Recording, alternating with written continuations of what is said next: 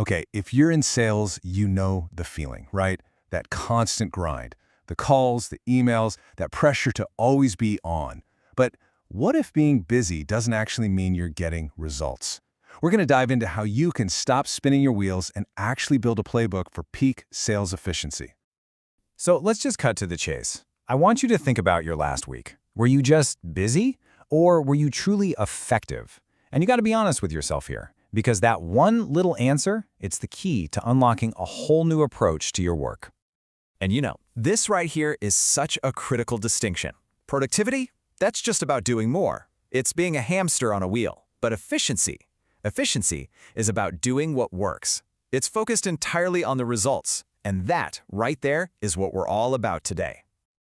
So the big question is, how do we actually get there? Well, we're going to build a sales playbook. Think of it like a coach's guide for the big game.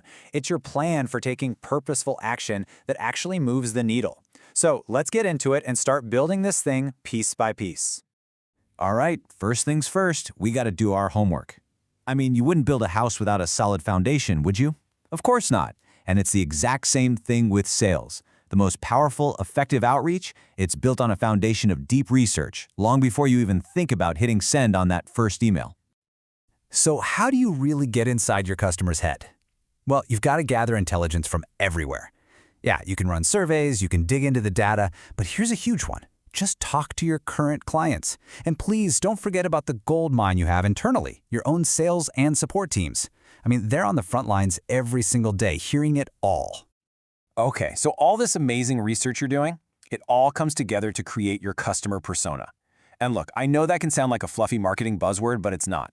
Think of it as a detailed profile of your perfect client. What are their biggest challenges? What are their goals? And, super important, how do they actually like to be contacted?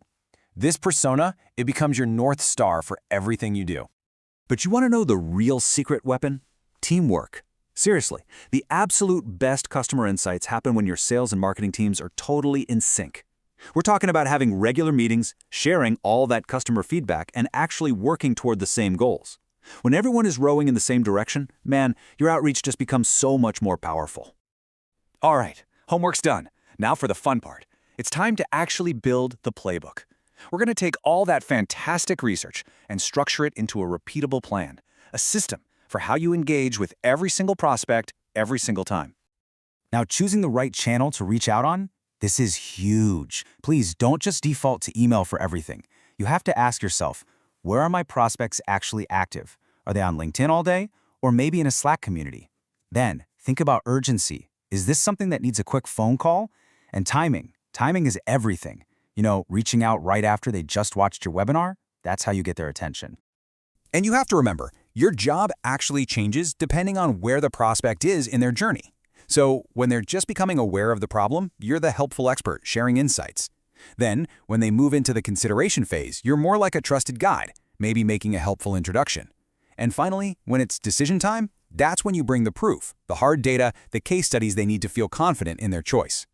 And this is exactly why you need a whole mix of touchpoints. You can't be a one-trick pony in today's world. Your playbook should orchestrate a whole sequence of events, a personalized email, then a LinkedIn request, maybe a follow-up call, and hey, why not a short video to really stand out? Hitting them from multiple angles, that's how you cut through the noise and make a real connection. Okay, so the research is done, the plan is built. Now it's go time. This is where we master the art of the conversation.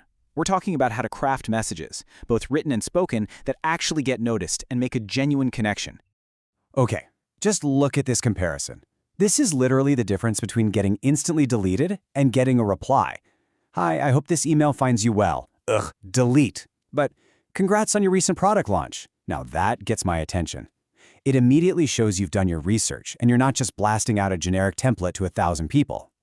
And here's a super simple rule of thumb for you. Read your draft email out loud. If it takes you more than a minute to read it, it's too long. End of story. You've got to cut the fluff and show that you respect their time. It's time to forget the empty boasting. Honesty is what builds trust. So instead of puffing out your chest and claiming you work with these giant corporations, be relatable. Just saying something like, we've helped small businesses just like yours, that shows you understand their world. And believe me, that builds way more credibility. And if you really want to establish credibility, you got to use cold, hard data. Don't just say you save your clients time. Say, we helped a company just like yours reduce their onboarding time by 30%. See the difference? That specific number instantly turns you from just another salesperson into a credible expert. It's proof. And here's a cardinal rule. Never ever leave them hanging. Every single interaction, every email, every call needs a clear call to action. It's your job to make the next step obvious. And hey, it doesn't always have to be book a demo. It could be as simple as asking them to check out a resource. Just make it crystal clear what you want them to do next. All right, we're on to our final section. And honestly, this might be the most important one of all. Because real efficiency, it isn't just about what you do. It's about what you decide to stop doing. It's about mastering the art of moving on. Let's just be blunt for a second. Not every prospect is worth your time. Period. And chasing after leads that are never, ever going to convert is probably the single biggest waste of energy in sales. Learning how to spot those dead ends early, that is an absolute game changer. So how do you actually decide when to cut bait? Well, there's a great little framework for this called ROSE. It stands for Return on Sales Effort. And it's really just a simple gut check question. Is the amount of time and energy I'm pouring into this lead actually worth the potential reward? So what are the red flags you should be looking for? Well, are they completely ghosting you after a few attempts? Have they flat out told you they're not interested? Are they constantly postponing meetings?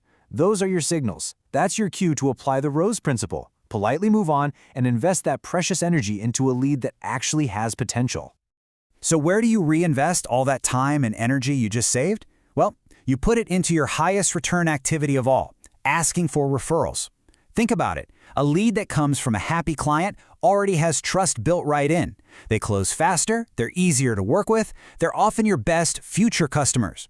So really, don't be shy about asking for an introduction. And there you have it. That is the playbook. The journey from just being busy to being truly effective. It all starts with your homework, it gets structured into a plan, it comes to life in your conversations, and it gets refined when you know when to walk away. The playbook is officially written. So, what's your first play going to be?